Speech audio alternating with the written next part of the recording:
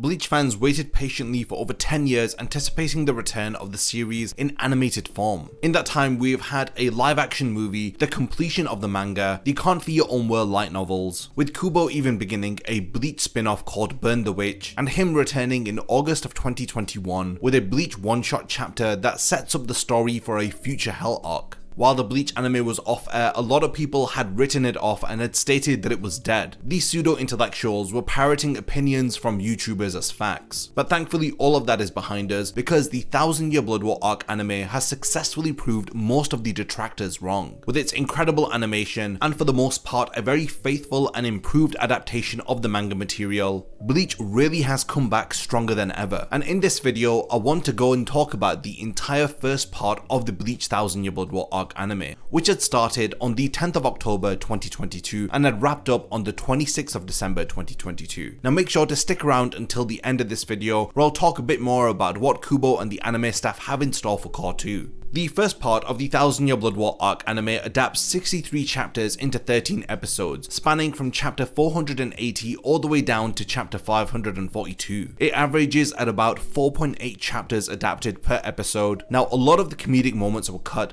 but this was done in order to maintain the tension and serious tone, which was a priority for this new anime. Now a lot of anime only fans may not have been too bothered by this, but there were some omissions that had really bothered fans like myself. But I had quickly come to understand why these cuts were made after seeing what additions were made via anime exclusive scenes that had served to either replace or even streamline some of these cut scenes. You have stuff like Byakuya's monologue during Sasakibe's funeral being cut, and instead we get to see his Bankai activation during a very emotional flashback. So before I give everything away at the start of the video, let's begin by talking about episode 1. The first episode of the 1000 Year Blood War arc anime is titled The Blood Warfare, and it adapts 5 chapters of the manga as we kick things off with several changes being made to the anime in comparison to the manga. It was through this episode where we had learnt that gags were being removed and the sequence of events were being switched around for the sake of pacing, and how the first half of this episode had some anime exclusive footage of Ichigo and his friends battling several hollows. Now this had ended with Ichigo activating his Bankai, and in later interviews we had learnt that this was an addition made by the animation director Taguchi as he was thinking about adding some fan service in order to excite everybody for the return of Bleach. Now he definitely wasn't wrong, because hearing Ichigo's voice actor shout out Bankai accompanied by a new remix of this iconic #1 OST was very impactful. It was a huge statement that Bleach was entering into a new era. Now in this first episode there were more cuts than additions, and I remember feeling cautiously optimistic at this point. I was pleased with the additions that were made, like the episode beginning with Yuhobak quoting the Quincy Emperor song. Thinking back on the entirety of the first cour, I do believe that the flow of the storyline has only been positively impacted by the material that has been changed or cut. Episode 1 was a powerful way for us to return to the world of Bleach, with Yuhobak being properly revealed, as at the end of the episode he hypocritically takes out one of the Arrancar as he states that he dislikes conflict. A highlight of this episode was Chant firing a hollow into a populated apartment complex, completely ruining dinner for several unfortunate families. Additionally, the first episode had shown us the incredible visuals that Taguchi and the team were going for, and it was through the first episode we were also able to appreciate several remixes of some iconic Bleach soundtracks. The new visual aesthetic established by Taguchi is best seen towards the end of episode 1, where Ichigo's battle against Eburn begins to wrap up. We see the sun setting in the background with this amazing red tint across the entire scene. He loves to exaggerate the lighting and the colors. You can see the scene here drowning in red, and when you cut to the Quincy you see how he emphasizes the color blue and he associates that to them. The entire feel of the Bleach anime was a lot darker than before, and things are way more uncensored, with the animation feeling like a movie production, and in general it was a very solid first episode. It had hints of nostalgia, especially with the ending song, which was a 3-minute recap of the original Bleach anime. Overall, the first episode did well to reintroduce us back into the world of Bleach, with the Quincy declaring war upon the Soul Society, with Sasakibe being impaled and fired into Yamamoto's office. This episode had left us all excited for the next one. Episode 2, titled Foundation Stones, adapts 4 chapters of the manga, with some notable additions being made, but the trend of cutting content had also continued. The second episode was the first time that we had heard the opening and ending song for the first cour. Now both of these songs were accompanied with some excellent visuals, especially the intro's awesome awesome pink coloring, and the outro song's visuals, which focuses on the Shinigami Zanpakuto. The two notable omissions from this episode, which I remember feeling bothered about, were Byakuya's eulogy during Sasakibe's funeral, and Hashua not elaborating that Iban's medallion was unable to seal Ichigo's Bankai. Now, one major addition that I know many of us were pleased about from episode 2 was seeing the Quincy invade Hueco Mundo and getting a brief fight sequence between Yhwach and Tia Haribel, showing us how she was captured. Episode 2 had continued to remove comedic moments, but it did well to maintain a serious tone, since this episode had followed the Quincy's ambush upon the Soul Society, and it had also included Sasakibe's funeral. Now, one of my highlights for this episode was hearing the incredible voice actor of Kyuuge, who was clearly having a lot of fun being sadistic within Hueco Mundo. We also get to see Haribel's Fraction, who was swiftly taken out by the diabolical Kyuuge, and with some changes that were made to their encounter within the anime, but it was for the purposes of streamlining the content. Now, the pacing of episode 2 so far was very solid, and after this episode we're all kind of getting used to the cuts and additions that they're adding to the anime, with episode 2 having been proved to be yet another strong episode. Episode 3, titled March of the Starcross, adapted 6 chapters over the 20-minute span of the episode, as it continues the confrontation between Ichigo and Kyuuge. Now, this episode featured another notable addition via exclusive scenes between Uryu and Ryuken, as Uryu begins to learn about the history of the Quincy via his grandfather's notebook. Now, this was one of the highlights for a lot of people from episode 3. However, there was an aspect of the third episode which was disliked by viewers. The issues had stemmed from the animation, which is said to have lacked fluidity during the Ichigo and Kyuuge fight. There was some recycled shots and some very stiff sequences, which was very disappointing to see this early on within the anime adaptation. However, it's fair to assume that a lot of the best animation was being reserved for upcoming fights, which they can absolutely not get wrong, like Yamamoto vs Yhwach, and of course Kinpachi vs Unohana. The third episode had wrapped up with the Quincy beginning their invasion of the Soul Society, with Bazb pretty much decimating the third division. The third episode had thrown us straight into the action with the events happening within Hueco Mundo, followed by some downtime, where we learn more about the Quincy via Uryu and the Aizen doppelganger,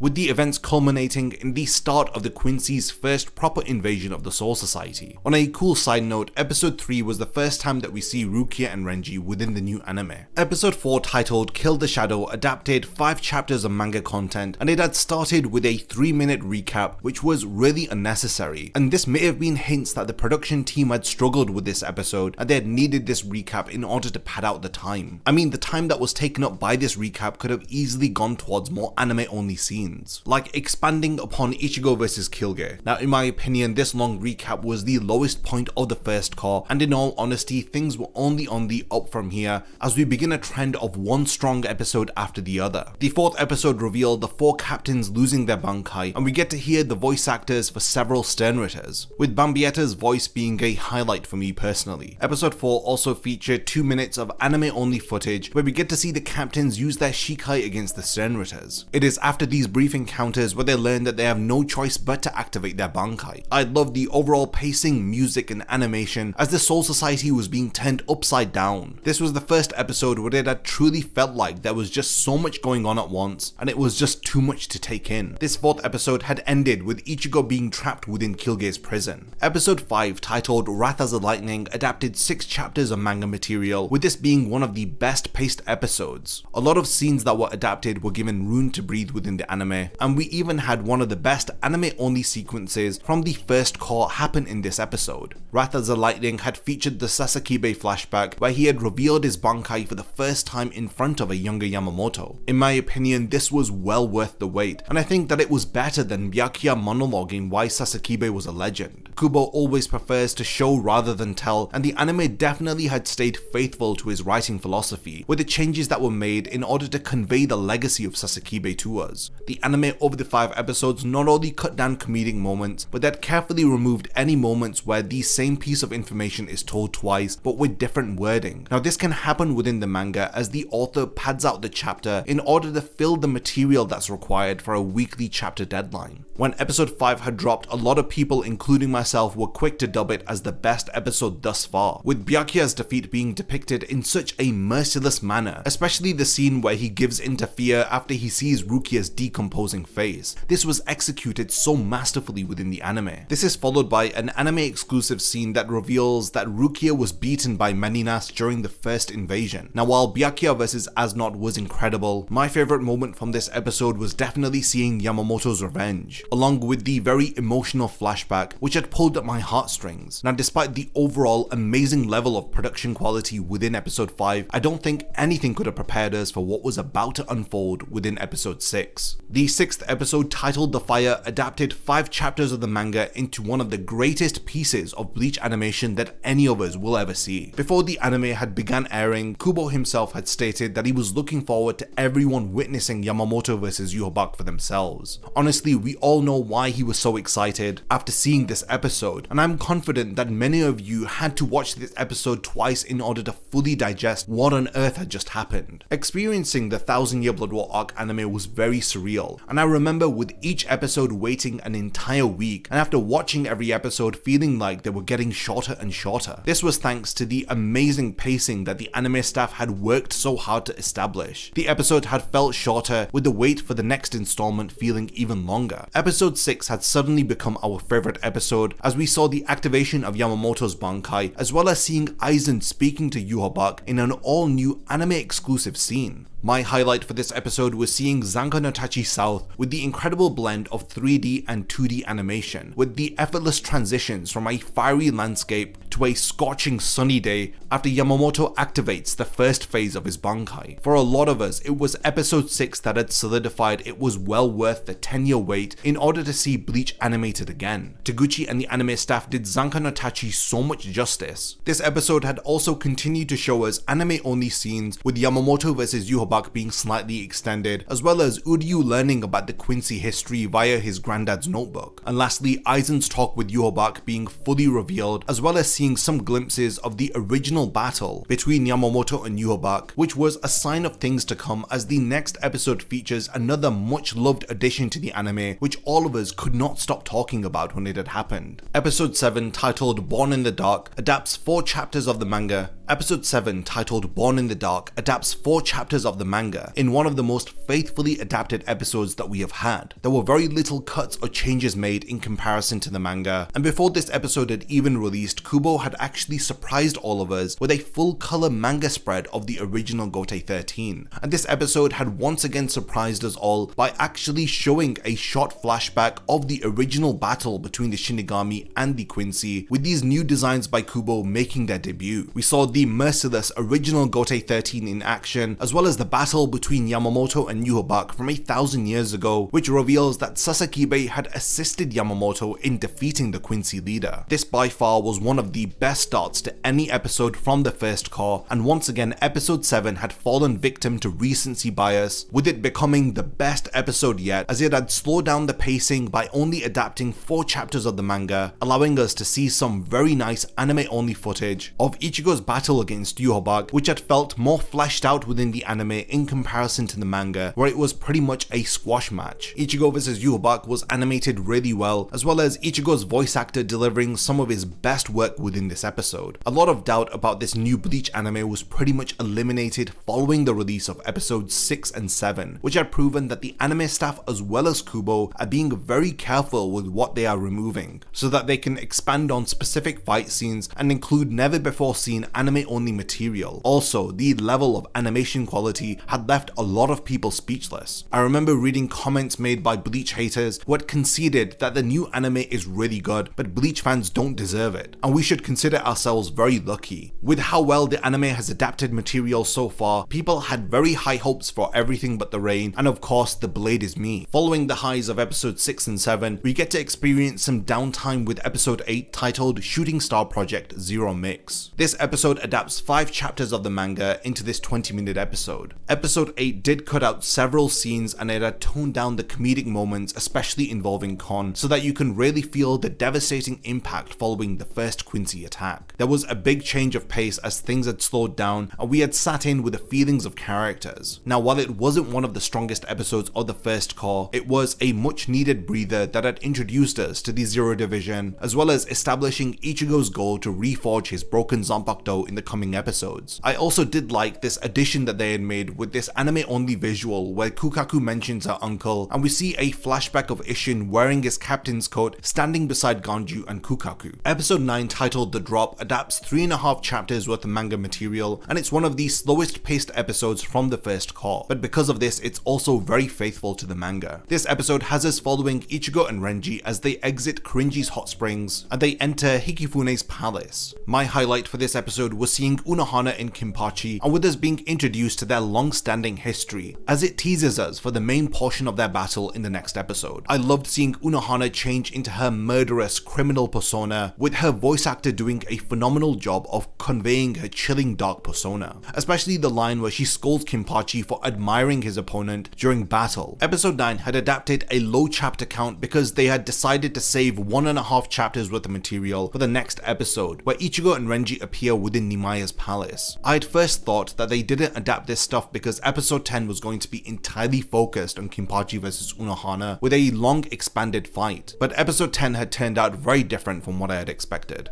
The 10th episode, called The Battle, adapts 4.5 chapters worth of material, with Kinpachi vs Unohana being faithfully adapted into the first half of the episode, and the second half focusing on Ichigo and Renji arriving within Nimaya's palace. Kinpachi vs Unohana featured some very nice additions in the form of exclusive fight sequences, helping to pad out their encounter, as well as us properly being shown Unohana's Bankai activation and seeing more of her using it within the anime. I think that a lot of justice was done with Minozuki, and once again Unohana's voice actor delivers an incredible performance in her final role within the story. When this episode was released, I was really critical about the placement of events, which had resulted in us switching from the dramatic end of Kinpachi vs Unohana to comedic goofing around at Nimaya's palace. I definitely prefer how the sequence of events had unfolded within the manga, as I believe that they should not have cut out the Nimaya scenes from the end of episode 9. Instead, they should have had episode 10 focus on Unohana vs Kinpachi entirely, wrapping up their emotional encounter by ending the episode with Ichigo's dramatic exit from Nimaya's palace. Episode 10 instead cuts to the end credits after Ichigo and Renji start their 3-day training to submit an Asuchi,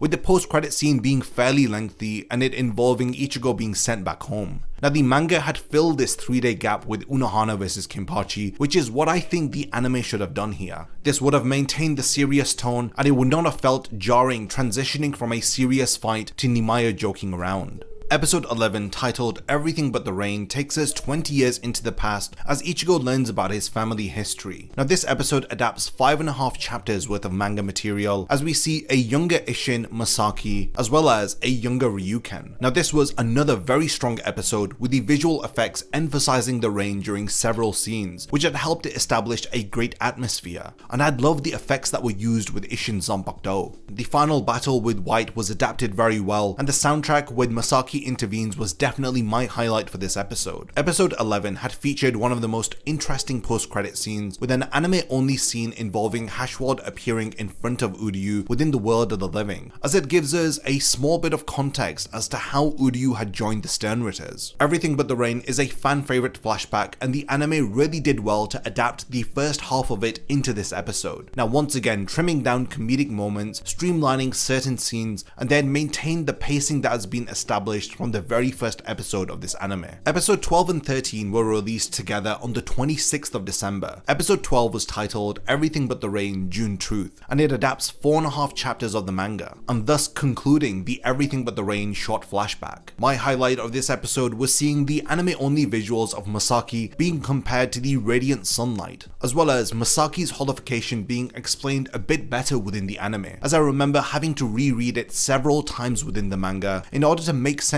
of what on earth Urahara was saying. The post-credit scenes of episode 12 also featured some awesome new visuals, as we are shown new footage of Masaki battling the Grand Fisher. Now, while this was an incredible episode, it doesn't quite reach the level of the final episode, episode 13, titled The Blade Is Me. The finale of the 1000-Year Blood War arc anime adapts 5 chapters worth of manga material, wrapping up this first part, ending on chapter 542. This episode, in my opinion, was on the level of episode 6 6 and 7, blowing all of my expectations out of the water, as it adapts the Blade is Me chapters so faithfully, as well as adding to the manga material with some incredibly strong visuals. As you can see here through these shards of glass, you can see how Zangetsu is reflected through them, how both of them are submerged underwater. Ichigo is also reflected through shards of glass that are floating around him. There was some very impactful voice acting, which was accompanied by the awesome soundtrack, which concludes the first part of the 1000-Year Blood War arc anime on a very high note, solidifying it as one of the best anime adaptations of our time. I loved a lot of Morita's voice acting in this episode, with the line where he tells Zangetsu to wait literally giving me goosebumps. Several people have spoken about how the anime has resulted in Bleach experiencing one of the greatest anime comebacks ever, and I know that a lot of people have switched up from hating Bleach and to just loving it over time that this anime has aired. I'm super excited to say that this is just the beginning, as we have 3 more parts left which have been hyped up to be even better than this one. Overall, this was a very strong start by adapting the first 63 chapters of Bleach's final arc. It has remained very faithful to the manga while also cutting out scenes that don't translate well into anime, with a lot of this being done thanks to the supervision of Kubo. We know that he is in fact reviewing the anime scripts and he has the final say on what is changed. This is very reassuring, and it's something that the original anime was sorely lacking, because Kubo was preoccupied with a weekly manga serialization at the time and he was unable to properly supervise the anime production. The new Bleach anime is an incredible adaptation, with each episode featuring some sort of amazing animation or stunning visual that had left me speechless every week. I really have loved talking about this new anime, and honestly I don't think that we could have asked for a better adaptation. What is getting me even more excited is that Kubo and the anime staff have actually teased that Cour 2 will have even more anime only scenes, especially expanded fights and battles that we didn't get to see within the manga. Now, ever since I'd heard this, I've been anticipating a full-fledged battle involving Shinji, where he may even get to reveal his Bankai. Taguchi and the series screenwriter have also hinted that from Cour 2 onwards we are going to be getting even better animation quality, so there is definitely a lot to look forward to as we now set our sights towards July 2023. In the meantime, what were your thoughts about the first cour of the 1000-Year Blood War arc anime? Did you enjoy these 13 episodes as much as I did? What were the things that you had liked and disliked about it? I cannot wait to read all of your thoughts regarding the first part of Bleach's brand new anime. Lastly, thank you for making it to the end of this video, and I can't wait to see you in my next Bleach video.